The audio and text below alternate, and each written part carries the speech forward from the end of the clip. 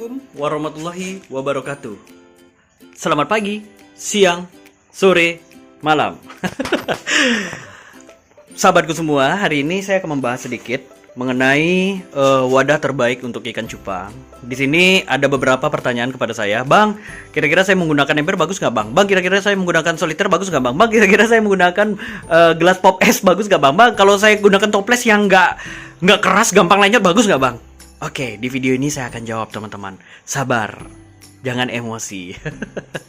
Jadi kemarin itu saya sempat lihat di beberapa media sosial ada yang menyampaikan bahwa ayo gunakan toples yang tidak gampang lenyot kalau Anda mengakui ikan Anda itu adalah top grade.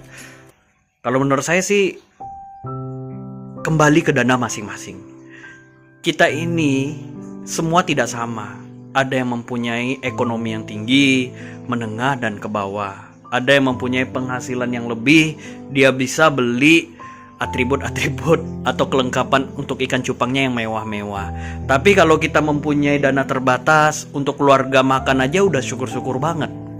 Untuk anak sekolah aja udah syukur-syukur banget.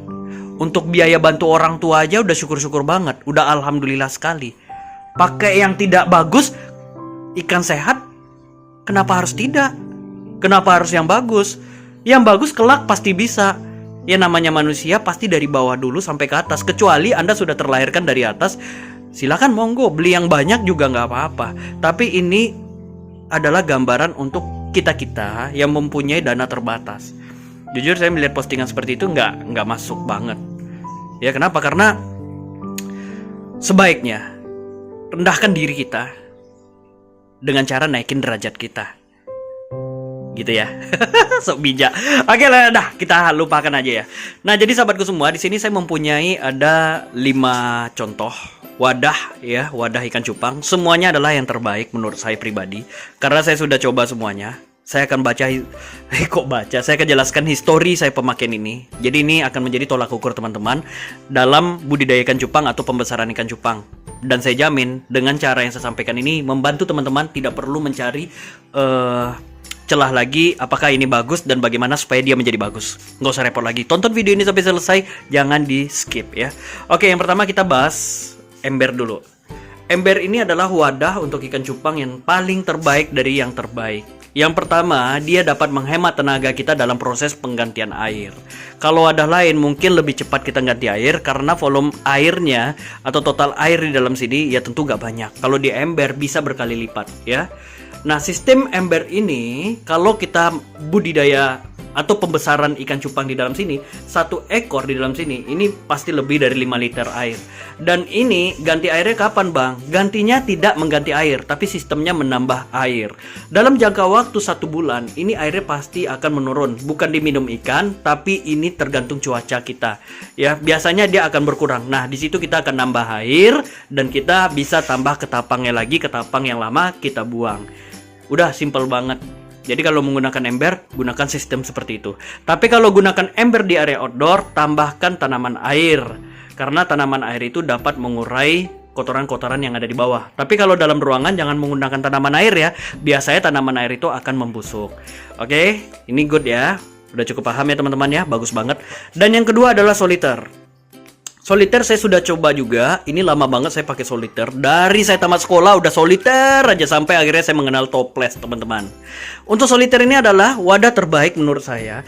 Yang terbaiknya itu seperti apa? Jadi kalau di dalam soliter ini kita bisa kedoken ikan, mentalnya juga semakin baik. Nah, itu positifnya. Dan satu lagi, dalam perawatan menggunakan soliter itu bisa menggunakan sistem sifon. Ya, ini sangat enak ya, sistem sifon. Dan airnya ini tidak perlu menggunakan air ketapang, yang penting sering sifon aja. Dalam jangka waktu biasanya saya dulu seminggu itu mau 4 kali saya sifon untuk ikan-ikan cupang saya yang terbaik. Ya dulu saya nggak pakai ketapang. Nah itu adalah cara terbaik kalau kita rajin. Kalau kita nggak rajin pakai ketapang, seminggu ganti air. Ganti airnya bukan disifon tapi ganti total. Ya oke ya. Ada gambaran ya. Kalau tanpa ketapang bisa disifon. Sifonnya itu dalam seminggu 4 kali lebih baik. Tapi kalau tidak menggunakan air yang bening, pakai ketapang, seminggu udah ganti air total. Itu akan lebih sehat daripada disifon. Oke? Dan soliter ini kelemahannya hanya saja kalau kesenggol jatuh bahaya, bisa kena kaki atau anak-anak lagi bermain, itu aja resikonya. Pecah kan resiko banget. Tapi kalau untuk tidak ada yang membahayakan yang lain, teman-teman hati-hati aja. Insya Allah ini udah jadi yang terbaik. Lagian ini modalnya nggak banyak buat soliter ini. Bisa pakai kaca bekas atau beli juga masih terjangkau. Ya, lanjut. Botol mineral. Apakah ikan cupang bisa gede di dalam botol mineral? Bisa. Ya, bisa gede. Di dalam soliter bisa gede nggak? Bisa gede juga. Tapi biasanya ini diperuntukkan untuk ikan cupang yang sudah size M. Kalau ini untuk pembesaran ikan cupang dari size S sampai dengan M, mudah banget. Seminggu lakukan ganti air 3 kali. Sisanya beri makan rutin pagi sore. Insya Allah dalam jangka waktu 1 bulan, setelah dia 2 bulan, umurnya 2 bulan, 1 bulan mendatang 3 bulan, dia akan terlihat perubahan fisiknya. Ya, ingat ganti airnya bisa dilakukan 3 kali dalam 1 minggu atau 2 kali juga bisa. Yang penting diberi makan dari pagi dan sore ya. Untuk gelas pop ice dengan ukuran 21 oz, 21 atau 22 saya lupa. Ya, jadi 20 ke atas lah, 21 kali ya oz. Nah, ini juga bagus, sama seperti ini sistemnya. Dalam seminggu lakukan penggantian air 3 kali. Beri makannya 2 kali. Ya, 2 kali, bebas mau makanan apa aja. Insya Allah ikan cupang ini juga tumbuh dengan besar teman-teman. Ya, jadi jangan khawatir, bang saya nggak punya ember bang, saya gunakan ini gimana bang? Boleh, tapi sistemnya jangan samakan dengan ember. Kurang air tambah, bukan. Tapi ini dengan cara sistem ganti air. Nah, dapat gambarannya. Nah, ini sama aja kok, bagus. Tapi memang modalnya lebih murah ini. Ini kan kita bisa cari di alam. Yang bekas-bekas itu udah potongin. Kalau ini kita beli. Cari juga bisa, tapi kan nggak banyak. Kalau beli ini kemarin saya 50 biji, itu harganya 20 ribuan lebih lah. Ya, 50 cup ya. Lanjut, toples. Toples ini banyak kategori. Ada yang gampang lenyot, ada yang keras, ada juga yang kokoh banget. Diinjak aman. Menurut saya sih, kalau hanya untuk pembesaran ikan cupang atau display ikan cupang, mau dia lunak, mau dia keras, asal nggak bocor, udah pakai aja, tergantung dana kita. Kalau dana banyak, saya sarankan beli yang bagusnya, yang tahannya, ya yang nggak gampang lenyot. Kalau dana terbatas, saya sarankan beli yang nih gampang lenyot. Ya, kenapa? Karena tujuan kita bukan mempamerkan toples ya, tapi menjadikan yang di dalamnya itu menjadi kualitas banget teman-temanku semua ya. Nah, bagaimana caranya agar ikan cupang sehat di dalam toples? Ini sama sistemnya seperti botol mineral sama cup ini. Kalau soliter disifon, kalau ini sebaiknya menurut saya sih ganti air aja, jangan disifon ya. Kenapa? Karena lebih efektif seperti itu kalau untuk toples sendiri. Kalau menurut saya pribadi seperti itu. Karena toples biasanya identik pakai ketapang juga. Jadi dalam 1 minggu itu bisa dilakukan penggantian air itu 1 atau 2 kali.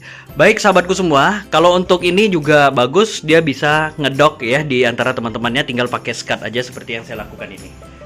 Nah, jadi kelima wadah ini akan menjadi bagus kalau teman-teman mengerti sistem perawatannya.